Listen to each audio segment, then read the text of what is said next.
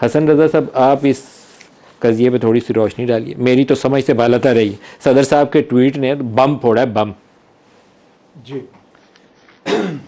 یہ اب کس کی کیا حیثیت کیا ہے, یہ کیا ہوا اور کیا حیثیت ہے اس کی؟ صدر صاحب کا ٹویٹ 3 حصوں پہ مشتمل ہے. پہلا ہے ایک اللہ کو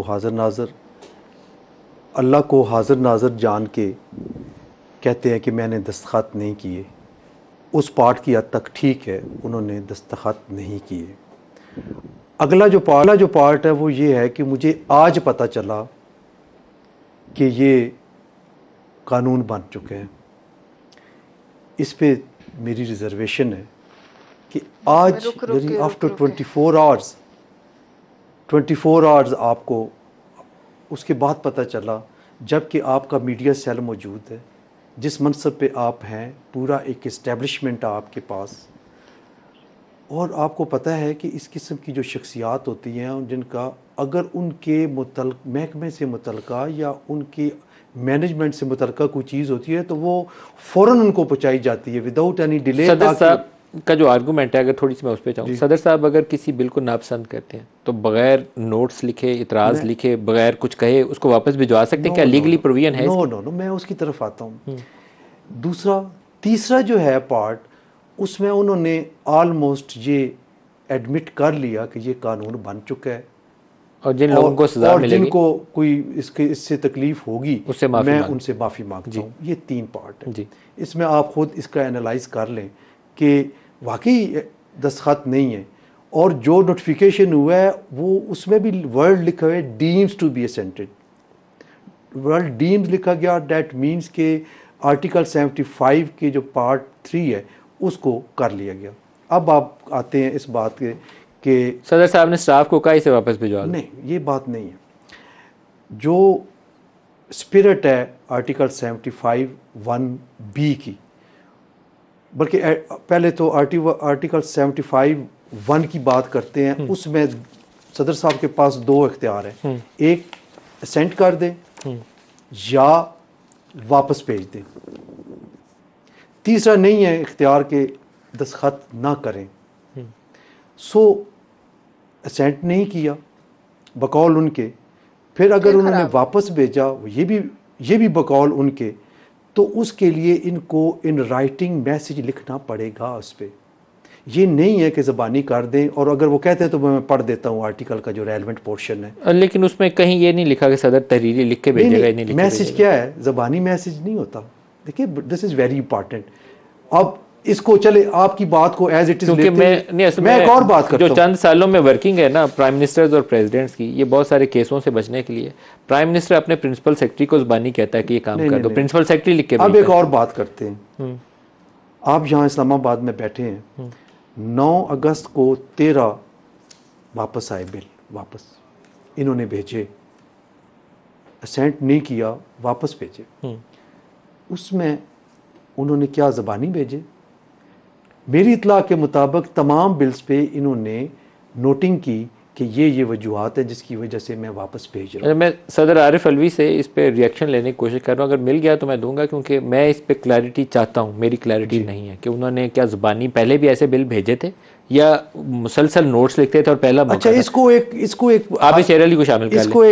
اس کو ایک سمجھ لیتے ہیں نا, ایک حد بنا لیتے ہیں. اگر انہوں نے اس سے پہلے جو بل بھیجے ہیں ان پہ without any writing, without any message اگر بھیج دیے, پھر ان کی بات ٹھیک ہے, پھر بات ٹھیک ہے. اگر پہلے بھی اس طرح لیکن اس میں بھی ٹائمنگ بڑی ہے. ایک بل آرمی ایکٹ کی ترمیم کا 2 اگست کو ان کو ریسیو ہو رہا ہے, 18 تک ان کے پاس کیا کر رہا تھا؟ کیا ضروری تھا کہ یہ آفیشیل سیکرٹ ایکٹ کے ساتھ ہی جوڑ کے رکھا جائے؟ 2 سے 12 ویسے اس کے 10 روز تو پورے 12 کو وہ بھیج سکتے تھے. عابد شیر علی صاحب آپ فرمائیے, یہ کیا ایپیسوڈ کیا ہے؟ میں ندیم علیہ صاحب, ابھی جو بیرسٹر صاحب نے بات کی, میں ان سے بالکل مکمل اتفاق کرتا ہوں کہ 3.5 سال تو آپ اپوزیشن کے جو خلاف بل آتے تھے, جو اس وقت آرمی ایکٹ کے تحت مقدمات چلے ہمارے لوگوں پر, 1 سیکنڈ پر یہی صدر انہی چیزوں پر سگنیچر کرتے بھیجتا رہا. بدقسمتی کے ساتھ یہ بیٹھے رہے اپنی صدارت کے منصب پر, اور اپوزیشن کے ساتھ انہوں نے خوب رگڑا لگایا، تو اس پر انہوں نے کبھی شرمندگی یا معافی نہیں مانگی۔ یہ ایک آئینی راستہ ہے، جو بھی بل واپس ہوا، ابھی کافی قانون سازی ہوئی، انہوں نے اپوزیشن کو بل یعنی حکومت کو بل واپس کیے، پھر 14 دن گزرنے کے بعد حکومت نے دوبارہ اس کو بھیجا تاکہ ایک اس کا آئینی پروسیجر اڈاپٹ کیا گیا۔ اب صدر نے اپنی جان بوجھ کے، جیسے انہوں نے کہا کہ 9 اگست کو انہوں نے باقی اعتراضات لگا کے بھیجنے ہوتے ہیں، ریزن دینی ہوتی ہے، لکھنا پڑتا ہے کہ جی فلان وجوہات کی بنیاد پر یہ غیر آئینی ہے، اس کا اطلاق یہ انسانی حقوق کے خلاف ہوگا، استعمال ہوگا، تو لہٰذا میں اس بل کو واپس بھیج رہا ہوں۔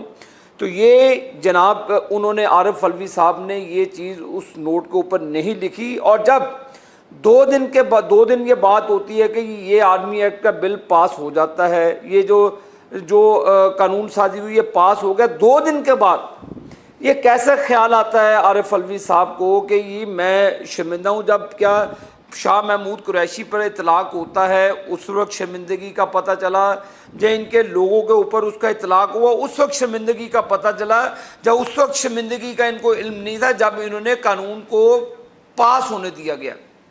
دیکھیں انہی قوانین کے تحت جاوید ہاشمی صاحب کو، اگر جاوید ملک صاحب آپ کو یاد ہوگا، 25 سال کی قید ہوئی تھی، صرف انہوں نے ایک پیپر جنرل مشرف کے خلاف لہرایا تھا، 25 سال کے لیے ان کو قید و بند کی صوبتیں دی گئی، اور 4 سال کے بعد ان کی رہائی اب پیش آئی۔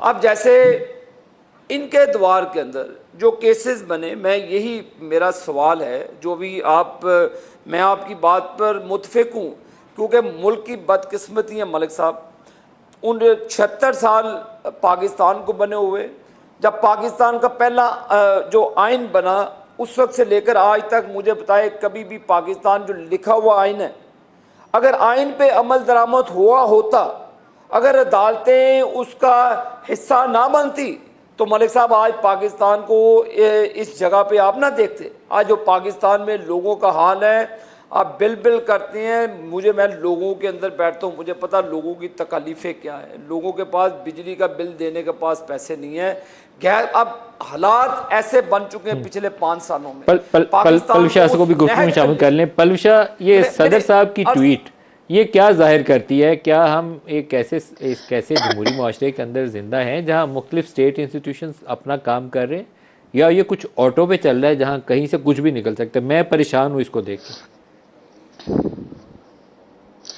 شکریہ ندیم ملک صاحب۔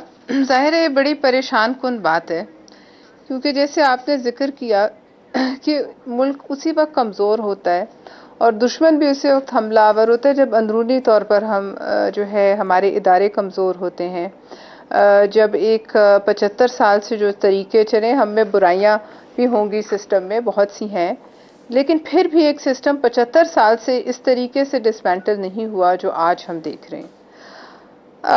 اب آپ یہ دیکھیے کہ میں تو صرف یہ کہوں گی کہ ایک تو صدر صاحب کوئی پہلے چند دن ان کے نہیں ہے اس صدارت میں، حالانکہ ہوں بھی تب بھی ایسی چیز کی گنجائش نہیں ہوتی، وہ اپنی تقریباً کانسٹیٹیوشنل جو ان کی ٹرم ہے آئینی اس کو پورا کرنے کے قریب ہیں، اور ایسا بھی نہیں ہے کہ صدر صاحب نے پہلے کبھی بل واپس نہیں بھیجے یا انہیں اس چیز کا علم نہیں ہے، یا وہ اکیلے بیٹھتے ہیں، خود ہی لکھتے ہیں، خود ہی پوسٹ کرتے ہیں۔